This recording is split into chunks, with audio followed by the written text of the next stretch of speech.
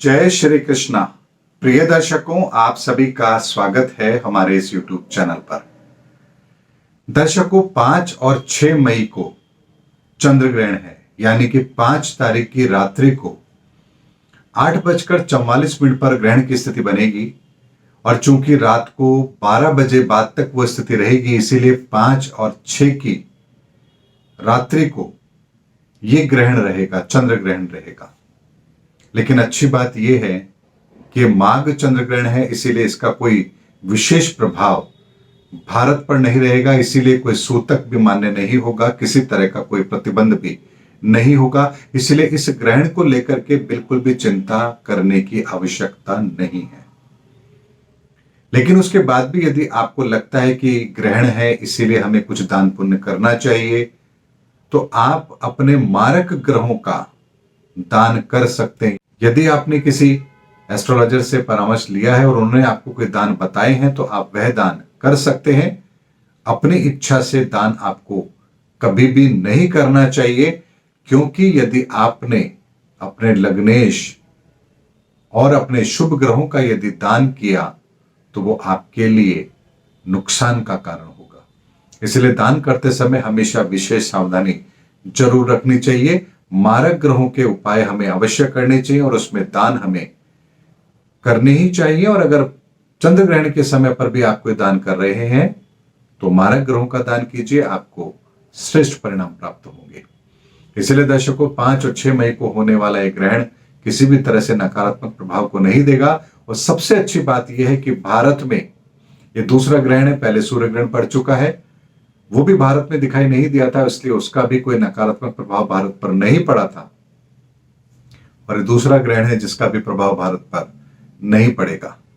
इसलिए कहते हैं कि जाको राखे साईया मार सके ना कोई, यानी कुदरत जब भारत के ऊपर अपनी कृपा बरसाने को तैयार है तो फिर ऐसी ही खगोलीय घटनाएं होंगी जब हमें भी पूरी तरह से ग्रहों का प्रोटेक्शन जरूर मिलेगा। ऐसे में गुरु चांडाल योग के मध्य में बन रहा यह ग्रहण योग यदि अशुभ होता तो बहुत बड़ी विकट समस्याओं को जन्म जरूर देता।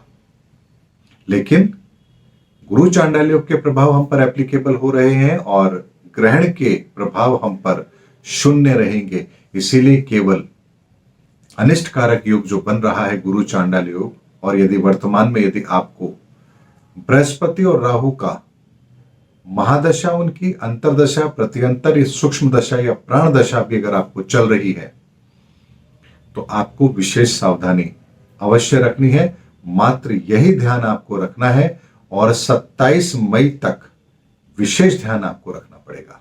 लेकिन ग्रहण को लेकर के कोई चिंता करने की आवश्यकता नहीं है। ग्रहण भारत पर और भारत के लोगों पर किसी भी तरह का कोई नकारात्मक प्रभाव नहीं डालेगा। दान के लिए मैंने आपको बता दिया कि आपके अशुभ ग्रहों का आप दान कर सकते हैं। इससे ज्यादा अधिक कुछ करने की आवश्यकता आपको बिल्कुल भी नहीं है। और चूंकि मध्य रात्रि के आसपास ये ग्रहण रहेगा, इसीलिए लगभग काफी लोग उस समय पर सो जाते हैं।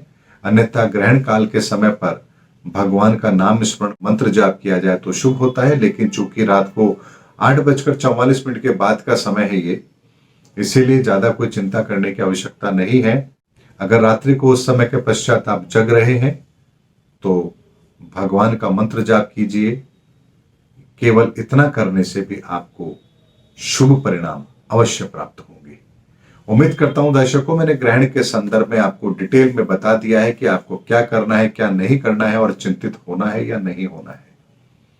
इससे ज्यादा जानकारी की आपको आवश्यकता भी नहीं है और लेने की जरूरत भी नहीं है, क्योंकि इधर उधर की फालतू बातों को सुनेंगे तो फिर परेशान भी आप ही होंगे। इसीलिए सत्य यही है, इस ग्रहण का प्रभाव जो पड़ेगा वो मैंने आपको पहले ही बता दिया है। उम्मीद करता हूं दर्शकों, मेरा वीडियो आपको जरूर पसंद आया होगा। अगले वीडियो में आपसे फिर भेंट होगी, तब तक हमारे चैनल पर बने रहिए। जय हिंद, जय भारत।